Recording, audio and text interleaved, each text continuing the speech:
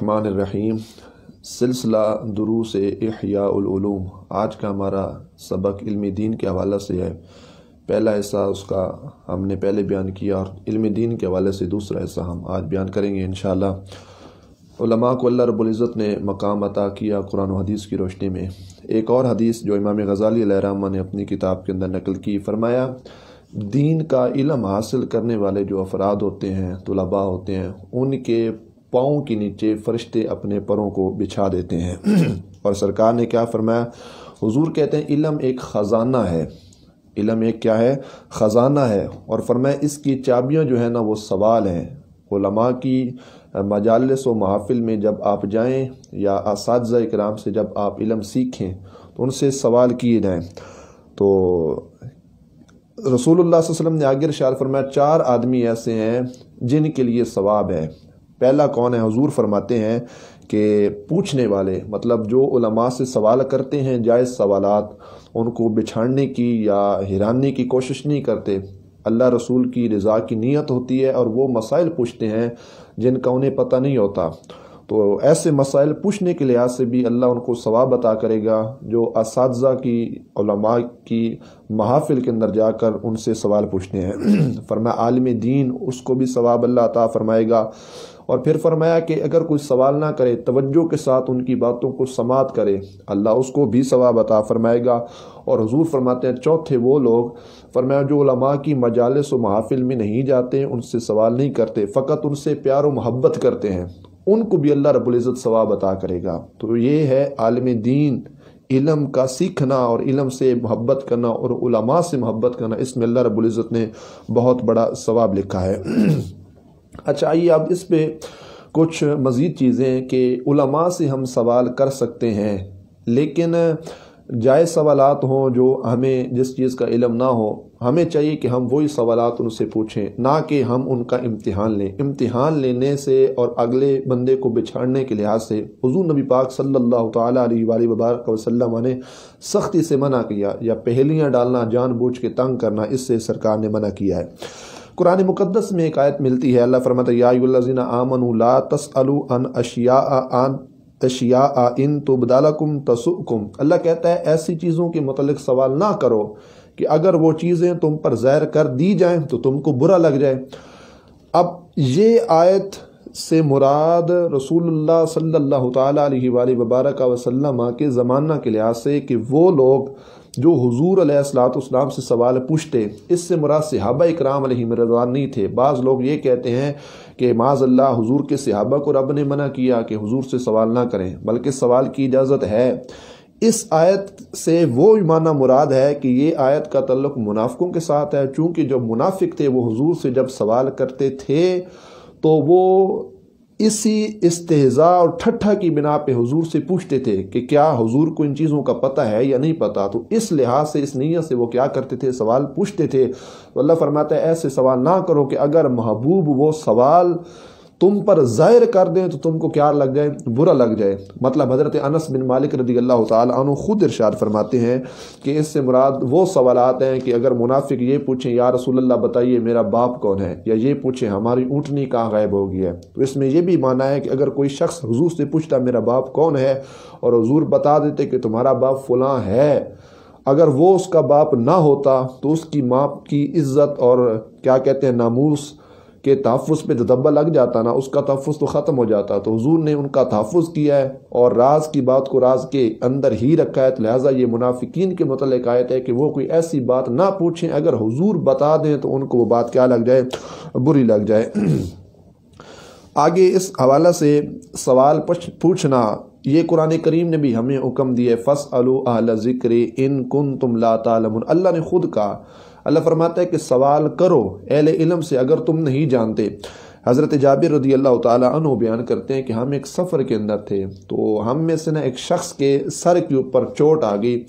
اب چوٹ آنے کی صورت میں کیا ہو گیا؟ اس کا سر پھٹا، اور حضرت جابر رضی اللہ تعالیٰ عنہ کہتے ہیں کہ ان کو احتلام ہو گیا۔ تو انہوں نے ہم سے پوچھا کیا میں تیمم کر کے نماز وغیرہ ادا کر سکتا ہوں؟ تو صحابہ اکرام علیہم رضوان نے فرمایا کہ تم پانی کے استعمال پہ قادر ہو، لہٰذا کیا کرو، تمہیں تیمم کی رخصت نہیں ہے۔ صحابہ کہتے ہیں اس شخص نے تیمم کیا، وہ بندہ فوت ہو گیا۔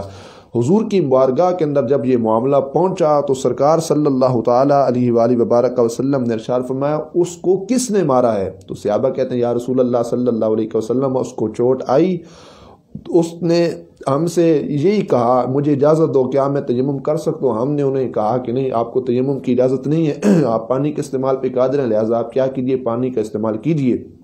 اس بنا پر وہ بندہ فوت ہو گیا۔ تو وہاں پہ سرکار نے کیا ارشاد فرمایا؟ سرکار کہتے ہیں کہ جب اس مسئلے کا علم نہیں تھا تو اس بندے نے سوال جو ہے نا، انہوں نے سوال کیوں نہیں کیا؟ تو اس سے بھی یہ بات ثابت ہوگی کہ اگر مسئلے کا بندے کو علم نہ ہو، مسئلہ پوچھنے کے لیے وہ عالم دین سے، اساتذہ کرام سے سوال کر سکتا ہے، لیکن یہ اسی صورت کے اندر ہوگا جب اگلے بندے کو مسئلہ پتہ نہ ہو۔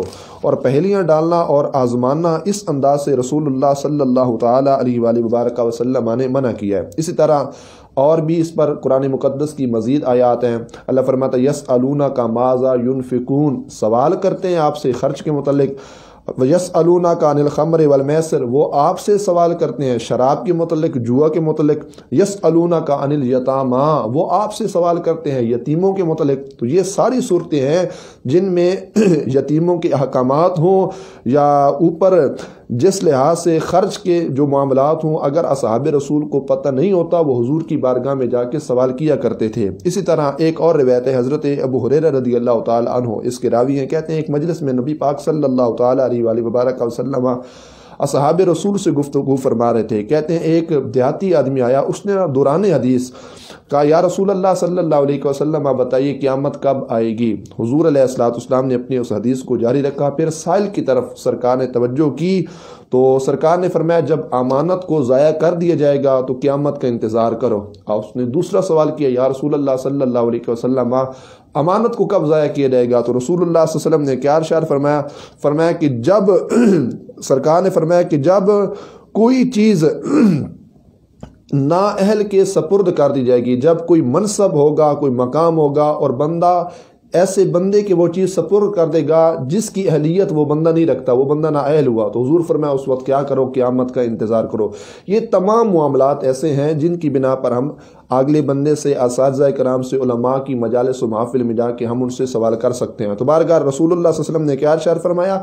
4 بندے ہیں، حضور کہتے ہیں جن کے لیے ثواب ہے، عالم دین کے لیے بھی ثواب ہے، اور حضور کہتے ہیں ان سے سوال پوچھنے والے، ان کے لیے بھی اللہ کے محبوب صلی اللہ علیہ وسلم نے ارشاد فرمایا کہ ان کے لیے بھی ثواب ہے۔ اگر کوئی سوال نہ پوچھے، ان کی طرف توجہ کرے، ان کی کلمات کو، ان کی باتوں کو سن لے، تو حضور کہتے ہیں ان کے لیے بھی ثواب ہے۔ اور آگے سرکار نے فرمایا علماء سے محبت کرنے والے ان کو بھی اللہ ثواب عطا کرے گا۔ ایک اور مقام پر کیا ارشاد فرمائے گا؟ حضرت ابو ذر رضی اللہ تعالیٰ عنہ کی روایت میں کہ کسی عالم کی مجلس کے اندر حاضر ہو جانا، کوئی بھی عالم دین ہو جو دین کے علوم پڑھانے والا ہو، ان کی مجالس کے اندر جانا، حاضری لگوانا، کیا فرماتے ہیں کہ 1000 رکعت نوافل پڑھنے سے افضل ہے، اللہ اس کو اتنا ثواب عطا کرے گا۔ اور فرمایا کہ 1000 مریضوں کی عیادت کرنا، ان کی بیمار پرسی کرنا، اس سے بھی افضل ہے۔ حالانکہ بیمار کی عیادت کرنا، ان کی حوصلہ افزائی کرنا، اس کے اندر بھی بہت بڑا ثواب ہے، لیکن اس سے بڑا ثواب کہاں ہوگا کہ جب علماء کی محافل کے اندر جا کر ہم کیا کریں گے؟ ان کی صحبت کو حاصل کریں گے، اور ان کی مجالس کے اندر جا کر ہم کیا کریں گے؟ فیض کو حاصل کریں گے۔ اور آگے سرکار نے کیا ارشاد فرمایا؟ 1000 جنازہ اس سے بھی افضل ہے کہ آپ کیا کریں؟ کسی عالم دین کی محفل کو آپ کیا کریں؟ اختیار کریں۔ اور آگے اب علم کا کیا انداز ہونا چاہیے کہ وہ کیا ذرائع ہیں، کیا وہ چیزیں ہیں جن کو اپنا لیں تو اس کی وجہ سے اللہ رب العزت جل جلالہ ہمارے علم کے اندر اضافہ فرمائے گا۔ حضرت ابن عباس رضی اللہ تعالیٰ عنہ فرماتے ہیں کہ میں نے طالب علمی کے اندر، آپ کہتے ہیں، ایجز کو اپنایا، انکساری کو اپنایا، سادگی کو اپنایا، اور آپ خود کہتے ہیں اس کی وجہ سے اللہ رب العزت نے مجھے کامیابی عطا فرما دی۔ تو دین سیکھنے کے لحاظ سے یہ بھی بات ہے، کوئی بھی طالب علم ہو، دین پڑھانے والا ہو، وہ تکبر کو ختم کر دے، اپنے اندر عاجزی کو پیدا کرے، سادگی کو پیدا کرے، اس وجہ سے بھی اللہ اس کے علم کے اندر نور عطا فرمائے گا، اس کے علم کو کیا کرے گا؟ مزین فرمائے گا۔ اور آپ کہتے ہیں، ابن عباس رضی اللہ تعالی عنہ فرماتے ہیں، جو میری عزت کی جاتی ہے وہ اسی بنا پہ کی جاتی ہے کہ اللہ نے مجھے علم بھی عطا فرمایا ہے، اور پھر سادگی کا انداز بھی اپنایا جو ہے نا اللہ نے مجھے عطا کیا، تو اس وجہ سے آپ کہتے ہیں میری عزت کی جاتی ہے۔ اور لوگ کیا کہتے ہیں؟ لوگوں نے کہا کہ حضرت ابن عباس رضی اللہ تعالی عنہ کی مثل کا کوئی شخص نہیں ہے۔ کیسے؟ فرماتے ہیں کہ اگر ان کی زیارت کرو تو ایک خوبصورت ترین شخص کو دیکھو گے، اتنے خوبصورت تھے، اور جب وہ گفتگو فرماتے تو عرب کے سب سے زیادہ فصیح نظر آتے۔ اب اس سے یہ بات بھی ظاہر ہوگی کہ ابن عباس رضی اللہ تعالی عنہ نے دوران علم سادگی کو اپنایا، تو لوگوں نے خود کہا کہ جب ہم ان کو دیکھتے تو بڑے حسین نظر آتے۔ علم کے اندر سادگی اپنانا، اس سے یہ بھی ثابت ہو گیا کہ اللہ علم کے اندر بھی نور عطا فرمائے گا، اور اللہ اس کے حسن کے اندر بھی نور عطا کرے گا۔ اللہ اس کو ویسے بھی نور عطا کرے گا، اللہ اس کے علم کو بھی کیا کرے گا، مزید مٹھاس اور مزین فرمائے گا، اور اس کے چہرے کو نور بھی اللہ اسی سادگی کی وجہ سے عطا کرے گا۔ اگر دوران طالب علمی یا پڑھانے کے لحاظ سے ہم نے سادگی کو بھی اختیار کیا، اس کی وجہ سے اللہ ہمارے علم کو بھی حسن عطا فرمائے گا اور ہماری صورت کو بھی حسن عطا فرمائے گا۔ تو یہ تمام وہ صورتیں ہیں جس کی بنا پر ہم علم کے اندر کامیاب ہو سکتے ہیں۔ اور آگے حضرت ابن مبارک رحمۃ اللہ تعالی علیہ، آپ نے بڑے کمال کی بات فرمایا کہ مجھے لوگوں پر سب سے زیادہ جو ہے وہ ترس آتا ہے وہ دو لوگوں پہ آتا ہے، اس سے بڑھ کر مجھے کسی پہ ترس اس سے زائد نہیں آتا۔ پوچھا گیا کیوں؟ فرمایا ایک وہ شخص جو علم طلب کرتا ہے لیکن اسے سمجھتا نہیں ہے۔ ابن مبارک علیہ رحمہ کہتے ہیں مجھے اس شخص پہ بڑا افسوس ہوتا ہے جو علم تو سیکھتا ہے لیکن اس کو سمجھتا نہیں ہے، اس کے پاس مہلت بھی ہے، ٹائم بھی ہے، وقت بھی ہے، علم سیکھ بھی رہا ہے، صلاحیت بھی ہے سیکھنے کی، لیکن جب سیکھتا ہے، پڑھتا ہے، ٹائم نکالتا ہے، پھر اس کو سمجھتا نہیں ہے، اس کی گہرائی کے اندر نہیں جاتا، اس کو سینے کے اندر محفوظ نہیں کرتا، اس پہ عمل نہیں کرتا۔ ٹائم اس کے پاس موجود ہے، سیکھ سکتا ہے، ٹائم بھی نکال سکتا ہے، لیکن اس کو سمجھنے کی کوشش نہیں کرتا۔ تو آپ کہتے ہیں مجھے اس پہ افسوس ہوتا ہے۔ اور فرمایا دوسرا وہ شخص ہے جس کو اللہ جو ہے نا سمجھ تو عطا کرتا ہے لیکن وہ دین کا علم حاصل نہیں کرتا۔ تو عبداللہ ابن مبارک رحمۃ اللہ تعالی علیہ آپ کہتے ہیں مجھے ان پہ بھی بڑا افسوس ہے کہ اللہ نے جو ہے نا ایسے لوگوں کو کیا کہتے ہیں صلاحیت بخشی ہے، سمجھنے کی توفیق بھی بخشی ہے، ذہانت کو تقویت بھی اللہ نے عطا کی ہے، لیکن اس کے باوجود وہ دین کے علوم کو حاصل نہیں کرتے۔ دنیا کے وہ سارے علوم حاصل کر لیتے ہیں لیکن اللہ نے سمجھ اور عقل کامل دینے کے بعد بھی وہ لوگ جو ہے وہ کیا کرتے ہیں، دین کو حاصل نہیں کرتے۔ تو آپ کہتے ہیں مجھے ان پر بھی بڑا افسوس ہوتا ہے۔ دروس احیاء العلوم کا آج دوسرا حصہ علم دین کے حوالے سے مکمل ہوا۔ انشاءاللہ کل تیسرے حصے کے ساتھ انشاءاللہ کل یا پرسوں جو بھی ہمارا وقت بنے گا وہ انشاءاللہ دروس احیاء العلوم کا تیسرا حصہ